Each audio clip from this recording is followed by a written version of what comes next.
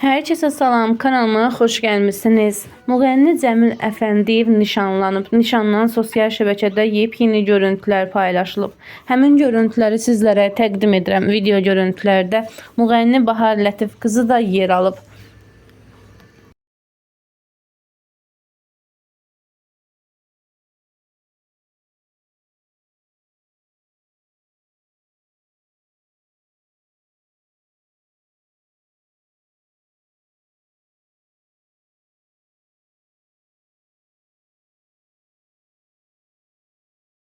Olur. Allah sizi xoşbəxt etsin. Xəbər olun. Çox sağ olun. Xoşa Mənim qalın. qardaşımın nişanıdır.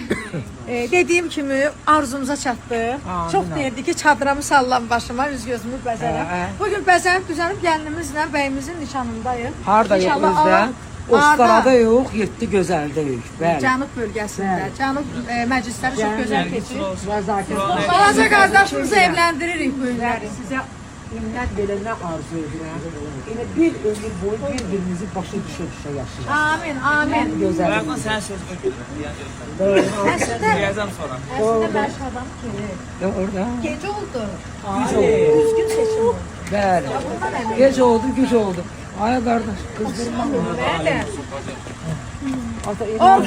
Hadi deyəm. Şəkirə içəri və gəlir incitməyək. Gəl, gəl. Olmağınız mütləq vacibdir. Bəli. Çünki siz bu ailəyə çox dəyərlisiniz, çox qiymətlisiniz. Mən istəyirəm ki, bu gözəl gündə sizin arzularınızı da eşidək. İlk öncə hər birinizi xoş gördük. İnşallah ki, hər birinizin balalarına bu gözəl gündən nəsib olsun. Mənim Cəmil qardaşım, o mənim həm balamdır, oğul balamdır, həm qardaşımdır. Və gəlin də ki, işte artıq bizim qızımız oldu. İnanıram ki, Cəmil çox gözəl ailə başçısı olacaq. Çünki Cəmilə mən ilk gündən tanıdığım gündən arzulamışam ki, xoşbəxt olsun və onun anası, bioloji anası, əziyyət çəkən anası, bu gözəl atası, ürəyi təmiz atası istəyib ki, o xoşbəxt olsun. Ürəkdə təmiz niyyətlər olanda sonuncu gözəl olur. Yəni bunu tam səmimiyyətimlə deyirəm. Allah sizin qız balamızla, bizim oğul balamızı bəxtəvərlər eləsin. Sənə layiqli gəlin olsun, qız olsun. Sən bütün o dərdləri səni unuturan ailələrdən olsun. Bu da bizim Cəmilimizin mamasıydı. Çox sağ olun. Amin. Cəmi subayların qismət olsun. Alaca qardaşımızın maması.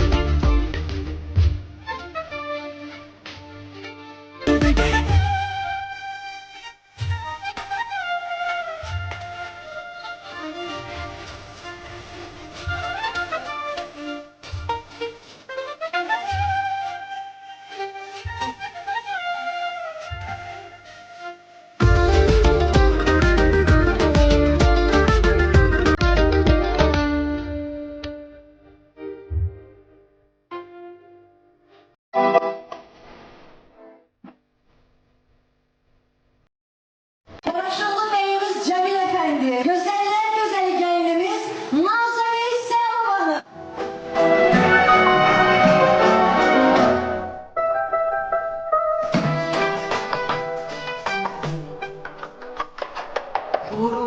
beni çekin